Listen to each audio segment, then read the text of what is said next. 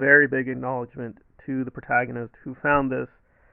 And if you are one of the people who liked the Green Halloween trilogy and what Blumhouse attempted to do with Michael, good for you. I am much more critical. I really didn't like any part of the trilogy. I found a few good scenes.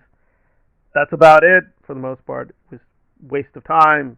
Don't understand what they did with Michael, with Laurie, or later with Corey. It just seemed a very, very strange trilogy. Well, it looks like the next trilogy is going to be also a very, very mixed bag at best. Because David Gordon Green gave a fairly generic message about updating the fandom, and Blumhouse just made it secret. They unlisted the video, they're hiding the video. It only got about 1,000 views, and they turned off the comment section. And if you know how these things work, when they're turning off the comments, they're unlisting videos.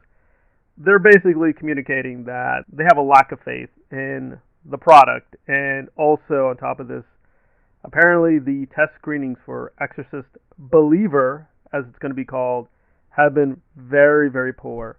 So the word of mouth for the movie is not good. It's not good at all. Now, again, these things could be wrong. Look at The Flash, it's the complete opposite. The early reviews were very, very strong. Even reviews now are very positive, but there are a few doubts emerging. So it could be the early buzz for Believer is going to be bad, but the movie will be good. It's no determinative system. Sometimes the buzz is real, and sometimes the film will confirm the buzz, but sometimes no. When we say it's bad, and the previews say it's bad, it's bad. It's really, really bad, and I did not like the Halloween trilogy. I do think David Gordon Green is a good director, but I just don't think he's a good horror director, and definitely he just does not understand the Halloween mythology. I mean, we had Michael Myers as a teenage mutant ninja turtle just eating people in a sewer, and you're like, what? And the main character is Corey, who didn't even exist until the last film, and you're like, what the hell is this thing? I'm still trying to fathom what they were up to or what they were thinking, and I did a lot of videos working through like what they were gonna do, predicting, and getting mostly things correct. But the one thing I was really off on, which I could not believe, is that they're not going to minimize Michael to a cameo role. They would not do that. That was just stupid. So I disagree with the protagonist there. These things did make money. They were not a disaster financially. For what they were, they made money. Again, maybe not Marvel money, maybe not Guardians of the Galaxy money, but for what they are, they made money. But for Exorcist, they are really putting a much bigger budget, much more risky proposition, and I'm just fathoming what they're trying to do this time.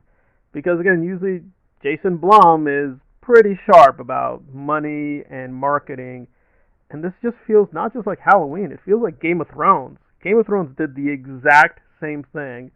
Some of the very funny interviews with the cast and crew showing that season 8 was going to be terrible.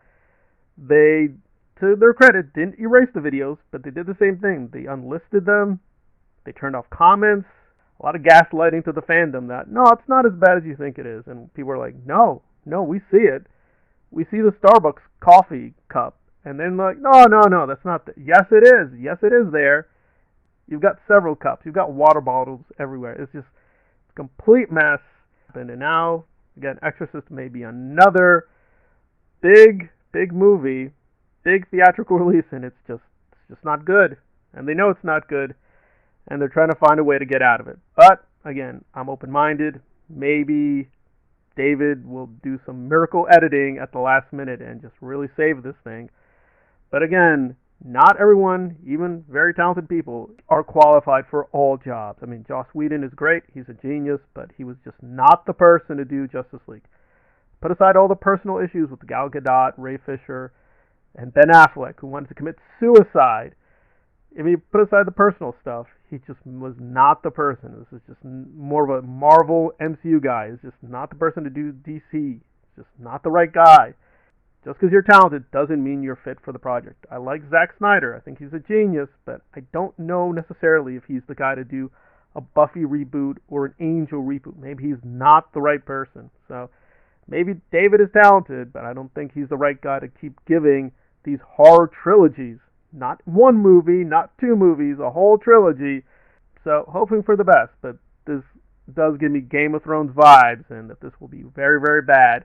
And if it is, I'm just going to be laughing at them. I'm going to be laughing all the way. Total for David Gordon Green. Imagine signing that deal with David Gordon Green and then seeing how shitty Halloween Ends was.